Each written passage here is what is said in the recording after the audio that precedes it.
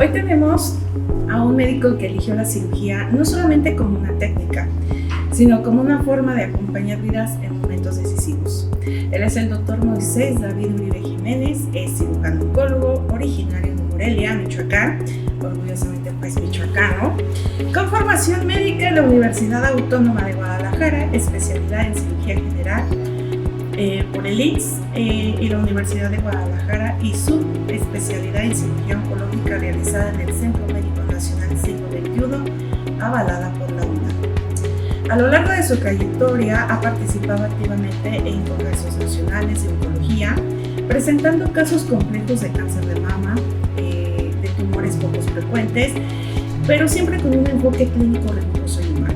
Su experiencia no solamente está en el quirófano, sino también en el análisis, la toma de decisiones y el acompañamiento del paciente y su familia. Para el Dr. Uribe, el tratamiento del cáncer va más allá de quitar un tumor, implica información clara, decisiones bien pensadas y un acompañamiento cercano a cada etapa del proceso.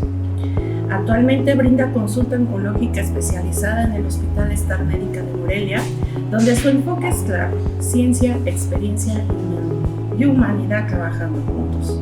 Pues doy la bienvenida a usted, doctor. ¿Cómo se encuentra? Hola, ¿qué tal? Muy bien, gracias. Muchas gracias por esa gran presentación. ¿Cómo estás? Muy bien. Pues mire, doctor, hoy vamos a presentar, o voy a ser la voz, la portadora de voz, de aquellas dudas que nos han manifestado algunas personas en el campo de la oncológica y que nos hicieron llegar y nos han compartido. Entonces esta es una dinámica muy sencilla. Vamos a platicar, vamos a profundizar sin temor a equivocarnos, porque pues, a pesar de todo somos humanos, ¿no? Entonces una de las primeras preguntas que nos han dicho es, y yo lo llegué a escuchar muchísimo también con algunas compañeras que han padecido esta situación, que decían, bueno, es que ¿por qué a mí la quimioterapia me dejó en la cama sin que yo pueda comer? Pero yo tengo compañeras o conocidas que pasaron por el mismo proceso, pero no les hizo nada la quimioterapia y está normal. Bueno, hay que recordar que todos los seres humanos somos diferentes y todos reaccionamos diferentes a los tipos diferentes de medicamento. Estadísticamente sabemos que nos puede llegar a pasar con ciertos medicamentos, pero no quiere decir necesariamente que nos vayan a pasar esto. Depende mucho de nuestro sistema inmunológico, nuestro sistema cardiovascular, nuestro estado nutricional, entre otras cosas. Pero es exactamente lo mismo una quimioterapia a cualquier otro medicamento. El paracetamol tiene descritos cientos de efectos adversos y no por eso toda la gente los va a presentar. Sí es real que tal vez en la quimioterapia los efectos adversos son un poco más frecuentes, náusea, vómito, etcétera, e incluso perder el cabello, que se nos baje nuestro sistema inmune, pero no es ley de que se nos vaya a presentar. En la ingesta de paracetamol, por ejemplo, está descrito que puede haber un riesgo de presentar alergia al paracetamol hasta en un 10%. Tal vez en la quimioterapia está descrito que el riesgo de náusea o vómito puede estar en un 80%. Entonces nos basamos mucho en eso en la oncología, estadística, lo que está demostrado científicamente. ¿Qué quiere decir? Que a lo mejor se te va a dar la quimioterapia y tienes un riesgo porcentual de que vayas a presentar náusea, un riesgo porcentual de que vayas a presentar vómito, de que se te vayan a bajar tus glóbulos blancos, etc. Pero puede ser el lado contrario, tal vez puede ser ese 20, 30, 40% que no presenta nada de eso. Entonces no es ley que vayamos a presentar los efectos adversos, pero estadísticamente lo que nos dice la ciencia y nos dice los libros, los artículos, es de que es muy probable que sí los vayas a presentar. Ahora también aclarar de que es lo mismo, como el ejemplo del paracetamol, no es todo. O sea, se describe en cierto tipo de quimioterapia. La quimioterapia, hay que aclararlo de una vez, no es un solo medicamento o no es una receta de cocina. Quimioterapia son cientos de medicamentos diferentes, cada uno individualizado para cada tipo de cáncer. Hoy en día es más avanzada la quimioterapia, vamos más allá, hay quimioterapia dirigida, inmunoterapia, entre otras. y cada una tiene efectos adversos diferentes a otra. No es lo mismo un carboplatino a otro grupo de medicamentos, cada uno tiene efectos adversos diferentes, cada uno estadísticamente tiene el riesgo de que tú puedas presentar alguno de esos, pero bien, si tienes un estado nutricional adecuado, si realizas ejercicio físico, etc., es menor el riesgo de que presentes alguno de esos, o si los llegas a presentar, tal vez es menor la intensidad de que los llegues a presentar si tienes un adecuado estado de salud. No, genéticamente digo, puedes estar condicionada que ya tengas un estado de salud mejor que otra persona que tal vez genéticamente tiene riesgo de obesidad o está predispuesto a obesidad, diabetes, hipertensión, enfermedades conmórbidas, y a lo mejor genéticamente otra persona no tiene toda esa carga. Más sin embargo, lo que más importa es cómo llegas al momento del tratamiento. Si tú al momento del tratamiento ya eres hipertensa, eres diabética, presentas obesidad, presentas un estado nutricional deficiente, pues aumentas el riesgo de que los efectos adversos se vayan a presentar en ti.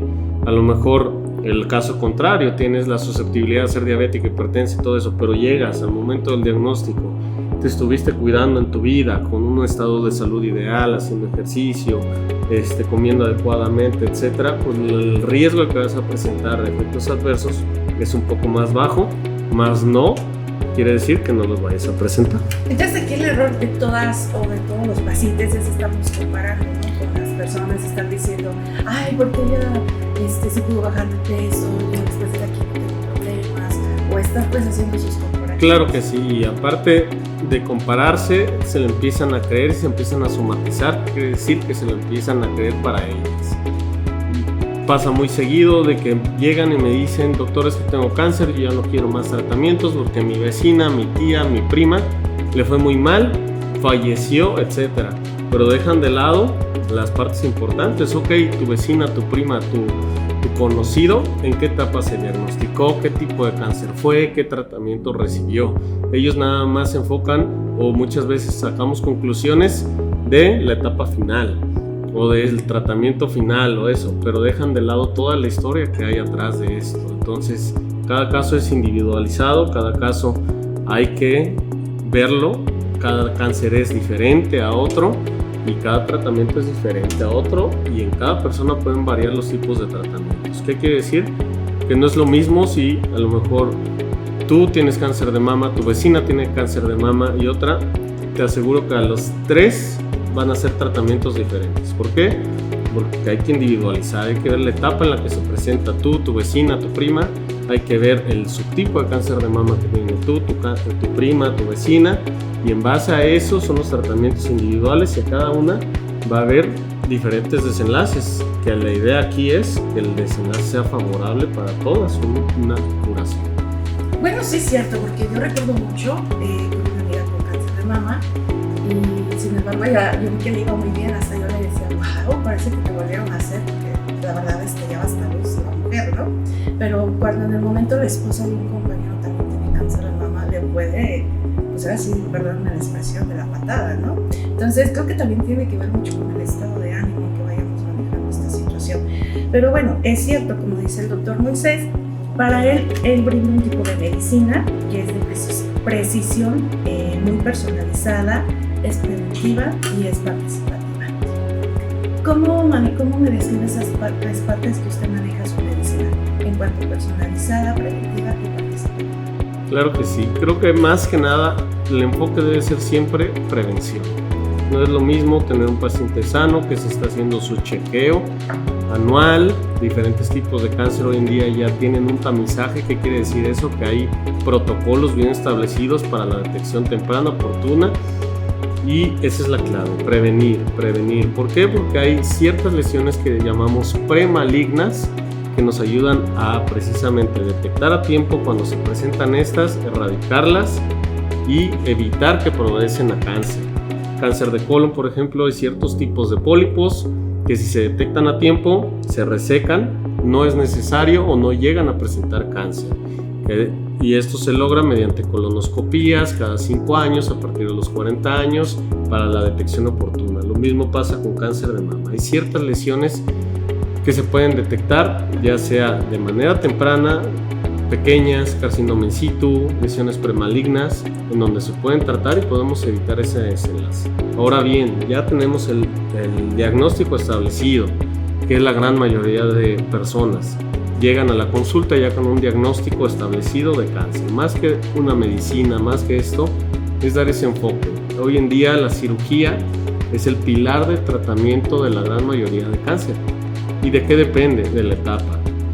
No es lo mismo que llegue una paciente con una detección, pongo nuevamente el ejemplo de cáncer de mama, una bolita de tal vez 1 centímetro o medio centímetro, a una paciente que llega con una bolita de 5 centímetros. Entonces cada caso es individualizar, es ver y detectar siempre a tiempo, y en base a eso, en base a la ciencia, lo que hemos estudiado, determinar, ¿sabes qué? Tu principal tratamiento va a ser cirugía, ¿sabes qué? Ahora no, va a ser quimioterapia.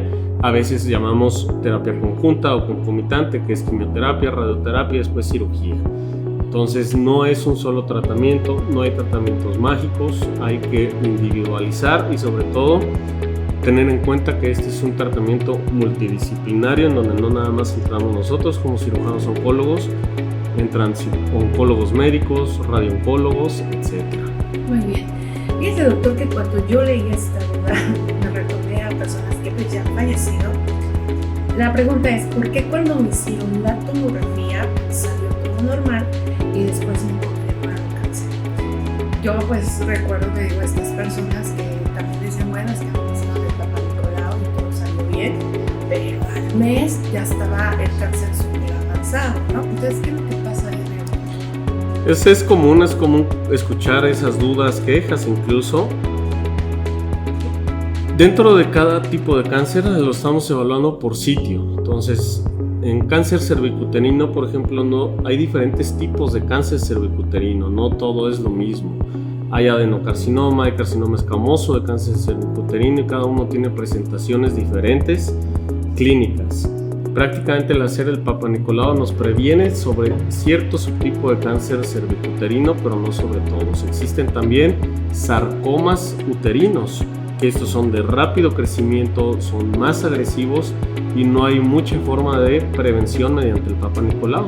El Papa Nicolau lo que nos enfoca, lo que se trata de ver es el cervix, que es la porción final de nuestro útero. Entonces ahí toca un punto muy importante. Dígame si estoy mal entendiendo o voy bien. Entonces hay ciertos estudios, aunque nosotros lo hacemos periódicamente, que realmente no detectan una señal. Entonces, ¿en qué momento hay que profundizarlos? Exacto. Los estudios que hacemos como tamizajes, lo que hemos visto que estadísticamente es lo más frecuente. ¿Qué quiere decir? Que nuevamente cáncer cervicuterino es porque estadísticamente se ha visto que en la zona del cervix, es la zona transicional entre la vagina, el cervix y el resto de la matriz, suelen haber cambios importantes que desarrollan cáncer. Más no así el cuerpo uterino, el fondo uterino, que pueden ser susceptibles también a cáncer, pero estadísticamente estos representan el menor riesgo. No hay como tal un estudio de decirte, ¿sabes qué? Hazte este estudio para que detectemos esto. Incluso hay mujeres que nos llegan y nos dicen, quiten a la matriz porque no quiero saber nada de eso. Tampoco es correcto. No hay que hacer cirugías por hacer si no hay una indicación. Nos basamos mucho en la estadística. La estadística nos dice que la gran mayoría de la población, en este caso mujeres, van a padecer cáncer de mama, cáncer cervicuterino, que son los dos principales cánceres en las mujeres en el trayecto de su vida. Entonces, ahí está justificado mastografía, ultrasonido, Papa Nicolau.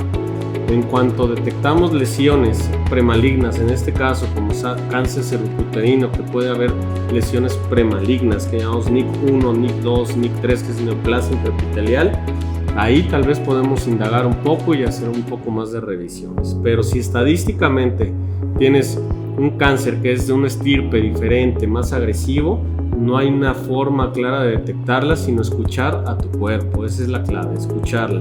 Muchas veces nos quejamos de dolores abdominales, estamos tomando medicamentos, omeprazol, butildiosina, y nos llevamos así meses y resulta que era otra cosa. Entonces siempre hay que escuchar a tu cuerpo, y cuando no te cuadre algo, cuando no hay que automedicarse, sino hay que buscar el apoyo médico. O sea, aquí la clave es si tu cuerpo está con los mismos síntomas, si tu cuerpo está notando que eso no está bien, tienes insistir para que te valoren de verdad? Claro que sí, la gran mayoría de tumores, de cánceres avisan. Sí hay enfermedades silenciosas, hay tumores que tardan mucho en crecer y que cuando manifiestan síntomas ya es demasiado tarde, pero son los pocos. Y siempre hay algo que nos brinca y desgraciadamente vivimos una población en donde tenemos la cultura de automedicarnos, de no acudir al médico.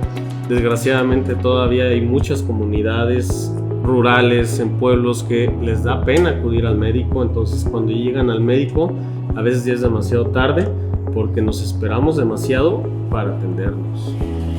Bueno, doctor, esta pregunta la verdad yo la puse, me causó, la verdad fue por algo. Pero dígame, ¿pueden también las mujeres transgénero tener cáncer de mama? El riesgo de cáncer de mama de las mujeres transgénero es el mismo que en hombres. O sea, no sé si te refieres a eso. Hombres transgénero. Bueno, me refiero ¿mujeres? a que pues sí, son hombres que se hicieron mujeres, pero pues tomaron hormonas, hicieron un tratamiento. Entonces, yo sé que en los hombres también se presenta el cáncer de mama, a un porcentaje mínimo. Pero entonces, con ellos que ya llevan un tratamiento total, ¿qué pasa ahí?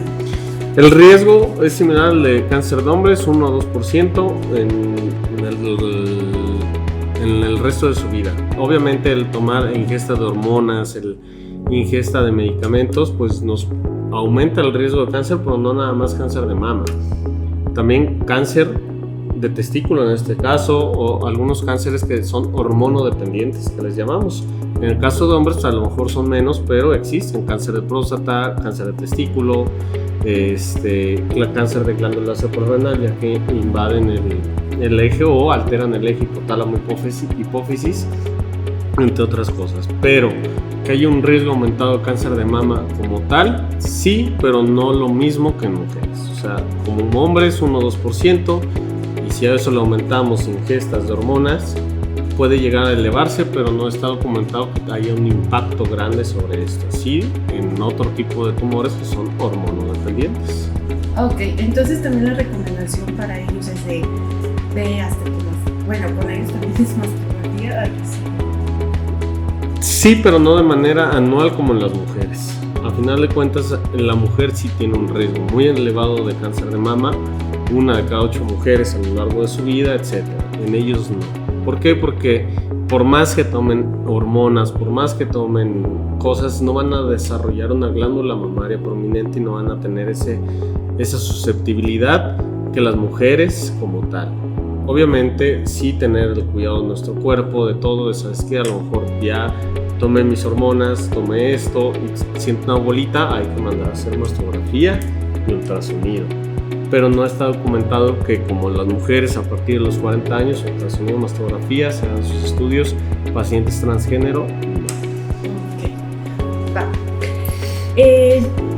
Por curiosidad, doctor, más o menos, en lo que usted lleva todo este año en consultas, ¿cuántos hombres ha tenido obviamente con cáncer? He tenido 2 casos, uno sí puro de cáncer de mama, un carcinoma ductal, y el otro, más que cáncer de mama, fue un sarcoma, pero provenía del músculo pectoral y se manifestaba como un cáncer de mama. Era una bolita que estaba incrustada en la glándula mamaria, fija el pectoral, se le mandó a hacer mastografía, ultrasonido, me reportaban una lesión dependiente de músculo, resonancia magnética y se documentó que era un sarcoma y pues bueno, terminó en cirugía muy similar a una mastectomía, pero era un tipo diferente de cáncer de mama. Como tal cáncer de mama no, sino un sarcoma de tejidos blandos proveniente del músculo. Ok. Y bueno, danos algo más tranquilo. ¿Cuál fue una de las señales tempranas de cáncer que encontraron sus pacientes? Depende mucho del tipo de cáncer. Pero pues... Que usted como todavía ha dicho, por Dios. No, es muy común. Por ejemplo, uno de los casos muy comunes que llegamos a tener en la consulta son pacientes posmenopáusicas. ¿Qué quiere decir? Que al momento de la menopausia ya no hay regla, ya no hay sangrado. Y empiezan con sangrado, piensan que les regresó la regla o piensan que es alguna otra situación y ese es un síntoma muy característico de cáncer de endometrio. Entonces, sangrado postmenopáusico es igual o a hiperplasia endometrial o a cáncer endometrial, no a que te regresó la regla. Eso es uno. Otro, sienten una bolita, sienten que es normal a nivel del pecho, de la mama, se dejan y llegan y resulta que era un cáncer. Como ese, pues hay muchísimos ejemplos. En cáncer de colon, sangrado, muchas veces también es muy característico. Cáncer de colon o recto, que empiezan a tener sangrado a través del recto, van con 1 o 1000 médicos y les dicen son hemorroides, toman fibra, toman medicamento y resulta que era un cáncer a nivel rectal que se manifestaba con sangrado y todo el mundo pensaba que eran hemorroides. Como ese, pues la mayoría de los ejemplos son muy similares, o sea, son síntomas que a lo mejor no todos los médicos los tienen en cuenta, porque no todos los médicos tienen en cuenta cáncer en su mente, y es por eso que hay que siempre tener esa orientación oncológica. Hoy en día las facultades de medicina ya dan muchas facultades la materia de oncología, porque hay que tener en cuenta todo eso. No todos son hemorroides, no todos son sangrados normales, hay que escuchar al cuerpo, y cuando algo no cuadra, cuando un tratamiento no nos funciona, hay que hacer estudios más a fondo y detectar las cosas. Así es, para aquellos que nos están viendo y escuchando, tomamos en cuenta que primeramente no hay que hacer negación de los síntomas, no hay que tener miedo y hay que actuar en el momento, así como nos viene manejando el doctor a lo largo de esta plática. Hay que saber escuchar al cuerpo. Y bien, doctor, también hay una duda muy buena que dice, ¿se debe dejar de hacer ejercicio por un diagnóstico de cáncer? No, al contrario. El ejercicio hoy en día está demostrado que nos ayuda, uno, a liberar serotonina, que nos pone de buenas. Estamos ante un diagnóstico que muchas veces es difícil de sobrellevar, etc. El hacer ejercicio nos va a elevar la serotonina, nos va a ayudar a afrontar esto, a tener mejor salud, a desinflamar nuestro cuerpo, a despejar nuestra mente, que muchas veces es lo que más achaca al paciente oncológico, que está todo el día pensando, tengo esto, y lo hemos visto. No es lo mismo el paciente que tiene un cáncer, que no hace ejercicio, que está deprimido, que está tirado en cama, etc., al paciente que tiene cáncer y lo ve de la manera contraria, que hace ejercicio, que está comiendo saludablemente, que es optimista. Todo esto, la mayoría de las enfermedades tienen ese componente mental, y el ejercicio nos ayuda en eso, además de que fortalece nuestro sistema inmunitario, y no hay mejor terapia psicológica que el cáncer. Claro, pero no es eso, que el ejercicio, perdón. Pero no es lo mismo, así como que, tengo cáncer, pues voy a seguir haciendo mis pesas, eso. O sea, ¿se debe de adaptar o realmente puede seguir una rutina como lo venía por así? Se individualiza, obviamente depende del tipo de cáncer, ¿no? O sea, a lo mejor tienes un cáncer de mama avanzado, pues no vas a estar en condiciones de ir al gimnasio, de correr, etc. Pero puedes hacer ejercicios en tu casa, puedes salir a una caminata ligera, 30 minutos, a lo mejor tu tipo de cáncer te permite ir al gimnasio. Hay que saber y preguntar al médico en cada caso individualizado, pero si tienes un cáncer temprano que no te incapacita físicamente para hacerlo, adelante. Ok, entonces tengamos mente positiva y recordemos que el cáncer pues no viene siendo una excusa para que nos quedemos quietos, sino que hay que movernos para mejorar esta calidad de vida y para marcar la diferencia real en el pronóstico, ¿no? Claro que sí, no todo es estricto, o sea, se entiende perfectamente. Hay veces que el paciente está en tratamientos, se pone la quimioterapia y es muy característico que 1 o 2 días de la quimioterapia no tienes ganas de hacer nada. Es válido descansar, reposar, estar. También hay ciertos tipos de quimioterapia que depletan o disminuyen tus glóbulos blancos si eres susceptible a infecciones. En ese caso es mejor estar en casa, pero en cuanto pasen esos días críticos, esos momentos críticos, sí, salir, caminar, obviamente con las medidas preventivas, cubrebocas, etcétera, no estar en lugares encerrados, para evitar infecciones asociadas a que estás con mucha gente, etcétera. Pero en cuanto te lo permita, adelante. O sea, no es ni blanco ni negro. No quiere decir que te pones tu quimio o te pones esto y al día siguiente me sales a hacer ejercicio. No, hay que saber cuándo y hay que siempre preguntarle al especialista, en este caso nosotros, cuándo es el mejor momento. ¿Por qué? Porque también si eres sometida a una cirugía por X, Y, Z asociado a un cáncer, tienes que tener ciertos cuidados, no cargar objetos pesados, etcétera, y después de cierto tiempo se permite, pero la caminata siempre es un buen ejemplo y la gran mayoría de veces está permitido. Okay. Y bueno, doctor, a lo largo de estos años, ¿qué es lo que ha aprendido usted de sus pacientes? Pues me ha llamado mucho la atención y lo he visto siempre, cómo el cáncer no solamente es una enfermedad que nos afecta físicamente. Creo que las enfermedades son mentales, emocionales y físicas, tienen todo ese componente. Es muy, muy característico. Puedo poner este caso de un cáncer de mama. A lo mejor es etapa 1. Llegan al momento, desde que llegan, abren la puerta del consultorio. Ves a la paciente con un buen estado de ánimo, un buen estado físico, optimistas, reciben su diagnóstico y están dispuestos a los tratamientos, lo toman con buena fe, con todo el apoyo emocional que puedan tener de su familia, etc. Muchas veces les va bien. En cambio, llega la misma paciente, etapa 1, llegando al consultorio, llorando, con el rechazo de su familia, menospreciando los tratamientos, muchas veces o porcentualmente les va mal. Lo mismo, pacientes etapa 4 o etapa avanzada, que tienen mucha motivación, muchas ganas de salir adelante, tienen más posibilidades de salir adelante que aquella paciente que ya está derrotada ante su diagnóstico. Entonces, tenemos que tener eso en cuenta, no derrotarnos ante el diagnóstico, ante la enfermedad, y no nada más pacientes. Esto también es para familiares, o sea, eso es básico. Los familiares, los amigos jugamos también un rol importante en cuanto al apoyo, la emoción y todo.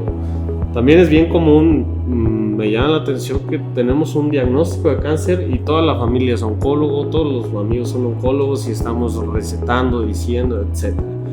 Creo que sí hay que apoyar, hay que dar nuestro apoyo a nuestros familiares con este diagnóstico, pero tampoco hay que sembrar duda, tampoco hay que sembrar cosas así en nuestros pacientes, porque en vez de apoyar, que muchas veces no es malintencionado, es el amigo de tal me dijo que te tomaras esto, tal, que te tomaras aquello, no es malintencionado, pero muchas veces siembran dudas en los pacientes oncológicos en vez del apoyo. Bueno, también pasa, yo en lo personal, en este momento soy también paciente del doctor, yo puedo recibir mi diagnóstico, yo me cerré. Sinceramente, mi pensamiento no fue tengo un círculo de ayuda, mi pensamiento fue tengo persona. Entonces también esa parte, los pacientes tenemos esa parte, ¿no? No permitimos que nadie nos sepa, que nadie nos ayude y lo vivimos sola, pero yo creo que ahí también entra muy importante tomar en cuenta lo que nos ha dicho el doctor, saber que hay un círculo que te está apoyando y que está ahí.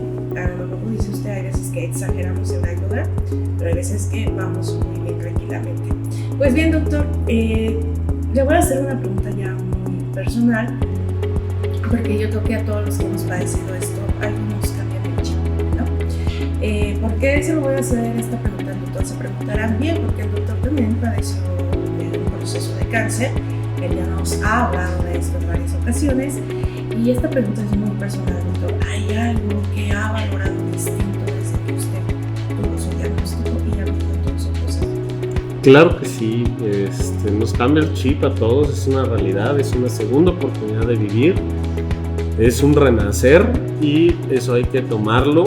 Diferentes personas lo tomarán a conciencia, a veces sí, a veces no, hay personas que no le ponen la importancia, pero en mi caso particular pues fue un renacer, fue un retomar diferentes cosas, siempre poner una pausa en la vida y decir qué estaba haciendo bien, qué estaba haciendo mal y a partir de ahora qué quiero cambiar, y esa oportunidad no nos la da a cualquier gente. Entonces yo tomé el cáncer, tal vez como tú, como diferentes pacientes, como una oportunidad de hacer mejoras a la vida, a todo, Hoy en día trato de que no todo sea trabajo, de dedicar tiempo a mi persona, a mi familia, dedicar momentos de calidad y tratar de disfrutar la vida.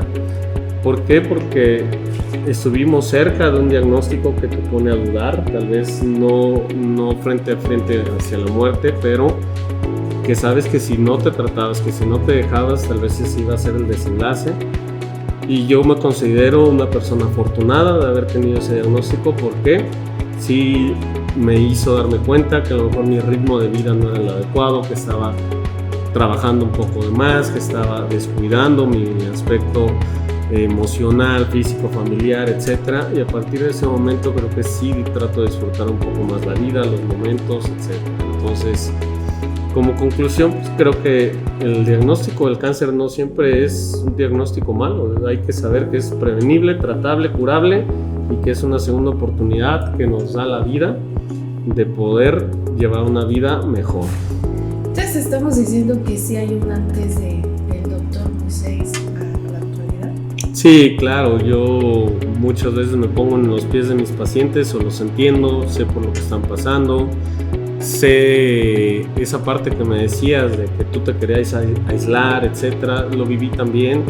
A veces sí tenemos todo el apoyo de nuestra familia y todo, pero a veces es tanto nuestro amor hacia nuestros familiares que no queremos que ellos sufran lo que uno está pasando y queremos aislarnos. Y a veces eso puede ser correcto, puede ser no, cada persona es diferente, pero siempre es bueno saber el amor. Siempre es bueno saber por lo que están pasando nuestros pacientes, entenderlos, y creo que a mí esa parte también me la enseñó mi diagnóstico, tratar de entenderlos, tratar de saber por lo que están pasando, tratar de entender sobre todo los familiares, que muchas veces son los que más miedo tienen, y tratar de hablar con ellos y darles esa parte que no todo el mundo la ha vivido, o sea, ese enfoque. Muchas gracias, doctor. Antes de retirarme y hacer este cierre de esta pequeña dinámica, déjenme les vuelvo a recordar que este gran doctor se encuentra en el Hospital Médica, Star Médica, en el consultorio 606, ubicado en la calle Virrey de Mendoza, en la colonia Pelincideta, Morelia, Michoacán. Y también, chicos, para aquellos que nos escuchan, si usted o un familiar habla inglés o habla en español, pues déjenme decirles que el doctor es bilingüe y nos puede atender de la mejor manera y con la mejor calidad que nos ha venido tratando pues a todos sus pacientes. Así que sí, ustedes viven cansados, confundidos, con culpa, recuerden esto: nadie vive el tratamiento como lo estamos viviendo nosotros, nadie tiene la misma genética, nadie tiene el mismo tumor y nadie va a tener la misma historia. El doctor tiene una historia, yo tengo una historia, y cada uno de sus pacientes ha tenido su historia. Recordemos que lo estamos haciendo bien, no estamos fallando, no estamos solos, y él es el doctor Moisés Uribe, y pues él quiere entenderte mucho mejor, quiere seguir y ser parte de tu tratamiento y de tu proceso, y pues él en cualquier momento está para que te pueda ser la guía y tu compañero. Muchas gracias.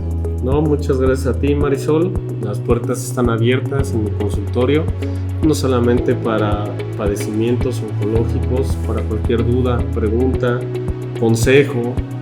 Pueden mandarme un mensaje, pueden visitarme, y sin ningún problema, con mucho gusto, con amor y cariño, atenderé todas sus dudas. Y así es, si volvemos a tener un historial de dudas, pues volveremos a hacer esta dinámica. Espero que les sea muy útil y muy comprensible para todo lo que ustedes quieren clarificar. Gracias. Gracias. Nos vemos, chicos.